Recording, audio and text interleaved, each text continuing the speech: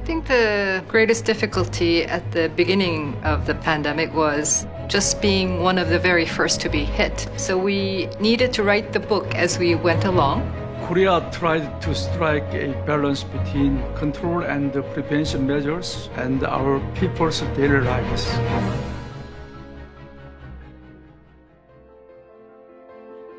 The first case of COVID-19 in South Korea was confirmed on January 20th. The KCDC created a task force to monitor the COVID-19 situation. At the same time, we enhanced a broad screening process to block the inflow of COVID-19. From mid-February, the number of confirmed cases skyrocketed in Daegu and the Gyeongbu provinces.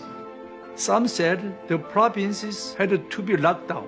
The government decided to contain the spread while preserving the freedom of movement. Countries started to shut their doors against travelers coming from South Korea. It was not a foreign policy issue, it was a disease control issue. There was a demand from the public and the media that we should also close our doors. And it was difficult to argue against that and keep our borders open while also keeping our society open.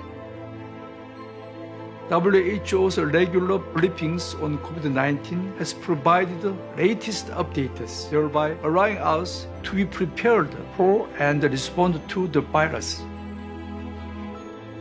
Korea studied and analyzed the virus and began to develop testing kits. We built up this example. The three T's, the testing, tracing, and the treatment are just the very basics of any disease control. We have been able to pursue creative strategies, including the drive-through screening stations, residential treatment centers, and the non-face-to-face healthcare services.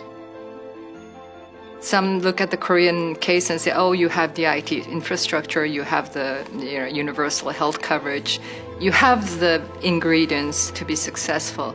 But I think they're missing the most important element in this, which is the public's trust. Crisis response can be successful only if you are faithful to the fundamental values of your country. And those fundamental values of our very vibrant democracy is exactly openness, transparency, and full government accountability.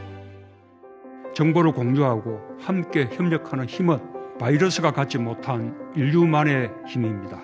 코로나는 인류 공동의 가치인 자유의 정신까지 위협하지만 자유의 정신에 기반한 연대와 협력이야말로 코로나와의 전쟁에서 승리할 수 있는 가장 강력한 무기입니다. When it comes to COVID-19 response, what's commonly important is first solidarity and the cooperation with every member of society. We've been getting countless requests for sharing our experience, for our test kits, for our masks, for our PPEs. Korea supports the Access to COVID-19 Accelerate initiative led by the WHO and will actively take part in international effort to develop and distribute vaccines and treatments. I think we all know now COVID-19 is here for the long term. We have to live with the risk and manage the risk while ensuring and enabling the people to move about and respecting their fundamental human rights.